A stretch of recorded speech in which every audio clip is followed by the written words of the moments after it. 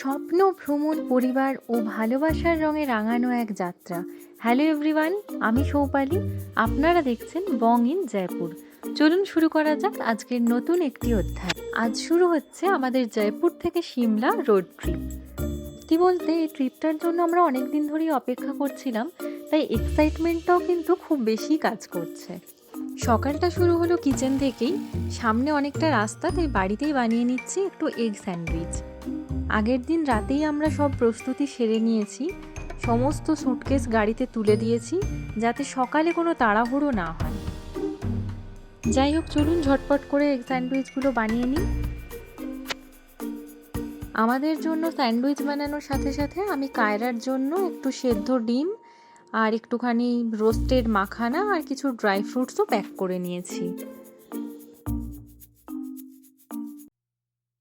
সমস্ত কিছু রেডি করে অবশেষে আমরা গাড়িতে উঠে পড়েছি এবং ধীরে ধীরে জয়পুর শহর পেছনে পড়ে যাচ্ছে। রাস্তার দুপাশের দৃশ্য বদলাতে শুরু করেছে আর আমাদের এক্সাইটমেন্টও বাড়তে শুরু করছে। কিছুক্ষণ পরে আমরা গাড়িতেই ব্রেকফাস্ট করে নিচ্ছি আর আমি এদিকে নিজের হাতে বানানো স্যান্ডউইচ খেতে খেতে রাস্তার দৃশ্য উপভোগ করছি। আর এদিকে কায়রাও ঘুম থেকে উঠে পড়েছে। ঘুম থেকে উঠে ও খুব মজা করে নিজের সেদ্ধ ডিম আর ড্রাই ফ্রুটসগুলো খাচ্ছিল। রোড ট্রিপের একটা আলাদা মজা আছে, কখন যে গাড়ির মধ্যেই ব্রেকফাস্ট হয়ে যায়, কখন যে গল্প করতে করতে অনেকটা রাস্তা পেরিয়ে যাই, সেটা টেরও পাওয়া যায় না।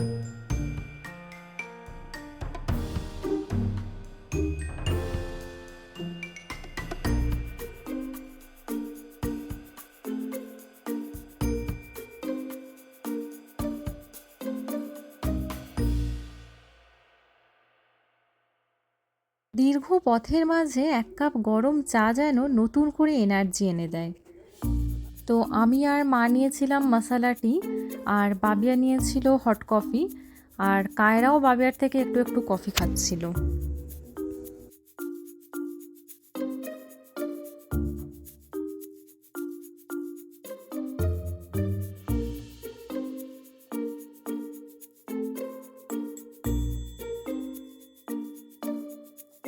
চা খেয়ে আবার আমরা রাস্তায় বেরিয়ে পড়েছি।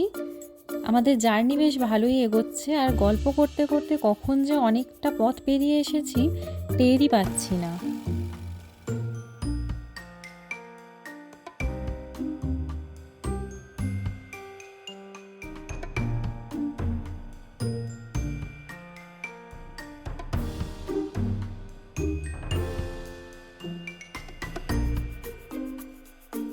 কিছুক্ষণ পর আম্বালাতে এসে আমরা গাড়িতে পেট্রোল রিফিল করিয়ে নিচ্ছি। সামনে এখনো অনেকটা রাস্তা বাকি, তাই এই ছোট ছোট স্টপগুলো খুবই দরকার। পেট্রোল ভরার ফাঁকে আমরা কিছু রোস্টেড মাখানা আর কোল্ড ড্রিঙ্কস কিনে নিয়েছি। রোড ট্রিপে এই ধরনের ছোট ছোট স্ন্যাক্স সঙ্গে থাকলে পথটা আরও আরামদায়ক হয়ে যায়। আর আমাদের সাথে সাথে কায়রাও একটু একটু করে মাখানা খাচ্ছে, যদিও ওর জন্য বাড়ি থেকেই আমি মাখানাটা নিয়ে এসেছিলাম, ও সেটাই খাচ্ছে। এখন আমরা হরিয়ানা পেরিয়ে চণ্ডীগড়ের দিকে এগোচ্ছি। যত দূর এগোচ্ছি রাস্তার দুপাশের দৃশ্য যেন ধীরে ধীরে বদলাতে শুরু করেছে। সমতল রাস্তার পরিবর্তে প্রকৃতির রং যেন আরও গভীর হয়ে উঠেছে।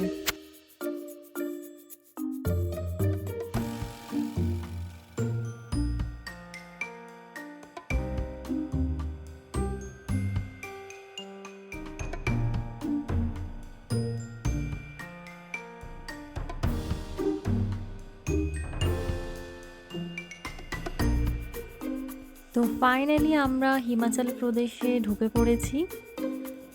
সত্যি বলতে এই জায়গা থেকে জার্নিটা একদম অন্যরকম হয়ে যায়। সমতল রাস্তা শেষ হয়ে শুরু হলো পাহাড়ি রাস্তা। সিমলা পৌঁছোতে আমাদের প্রায় 2 ঘন্টা মতো বাকি, তাই দুপুরের খাবারের জন্য আমরা এই ধাবাটাতে দাঁড়িয়েছি।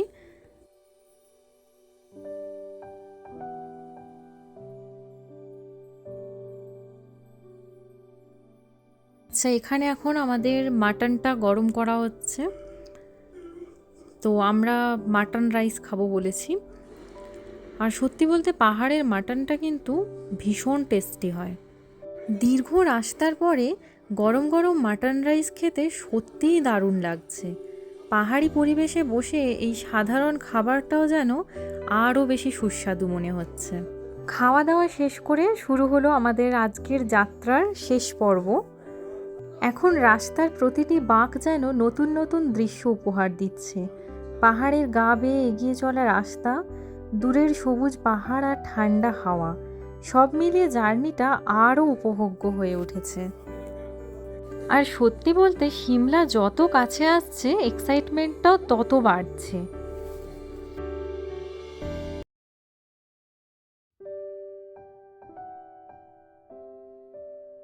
অনেকটা পথ পেরিয়ে অবশেষে আমরা পৌঁছে গেছি সিমলাতে। চারপাশের পরিবেশটা এত মনোরম, পাহাড়, ঠান্ডা হাওয়া আর একদম শান্ত পরিবেশ। দীর্ঘ জার্নির ক্লান্তি যেন মুহূর্তের মধ্যে উধাও হয়ে যাচ্ছে।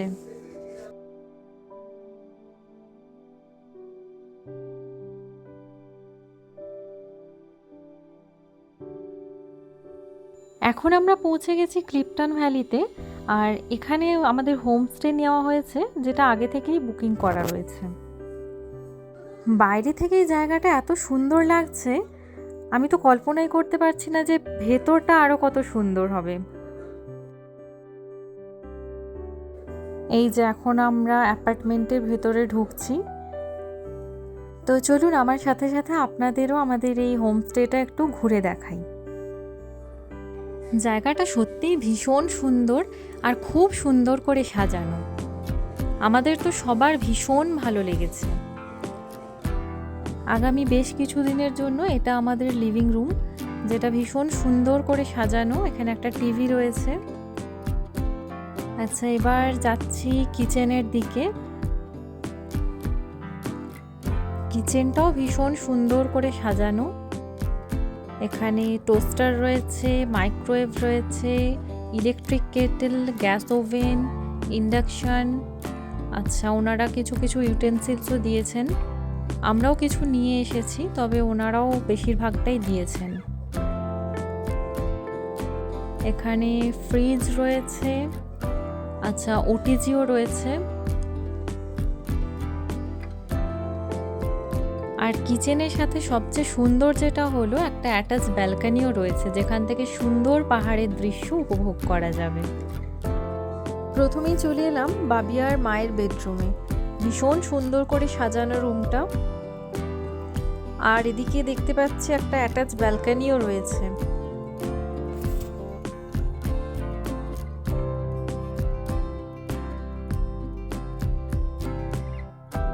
এই রুমটা তুয়াইদার পূজার জন্য রাখা হয়েছে। এটাও ভীষণ সুন্দর করে সাজানো রয়েছে। আর এটা হলো বাথরুম। তো প্রতিটা রুমের সঙ্গেই সুন্দর অ্যাটাচ বাথরুম রয়েছে এবং ওয়েল ডেকোরেটেড। আর পাহাড়ে যেটা সব থেকে বেশি প্রয়োজন, গিজার, সেটাও রয়েছে এখানে।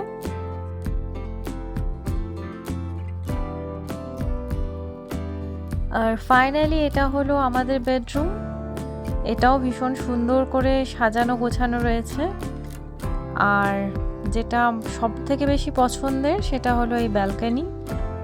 এখান থেকে সুন্দর পাহাড়ের দৃশ্য উপভোগ করা যাবে। এতটা দীর্ঘ একটা রোড ট্রিপের পরে এমন একটা সুন্দর জায়গায় পৌঁছতে পেরে সত্যিই ভীষণ ভালো লাগছে। এখন একটু ফ্রেশ হয়ে রেস্ট নেব। আগামী ভিডিওতে আপনাদের নিয়ে সিমলার আরও সুন্দর সুন্দর জায়গা ঘুরে দেখাবো। যদি ভিডিওটি ভালো লেগে থাকে তাহলে প্লিজ একটা লাইক করে শেয়ার করে দেবেন, আর সাবস্ক্রাইব করতে ভুলবেন না কিন্তু। দেখা হবে আবার পরের ভিডিওতে। ততক্ষণের জন্য সবাই ভালো থাকবেন, সুস্থ থাকবেন। টাটা।